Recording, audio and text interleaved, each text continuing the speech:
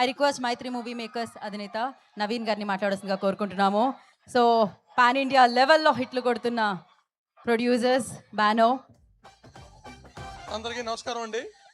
I hope everybody like this song. ఇది ఇప్పుడే ఆరంభం అన్నమాట. ఇక్కడ నుంచి ఈ మూవీ రిలీజ్ దాకా వచ్చే ఎవ్రీ యూనిట్ కంటెంట్ ఇలాగే ఉంటుంది. అండ్ పవన్ కళ్యాణ్ గారితో సినిమా చేద్దాం అనుకునే 10 years పట్టింది.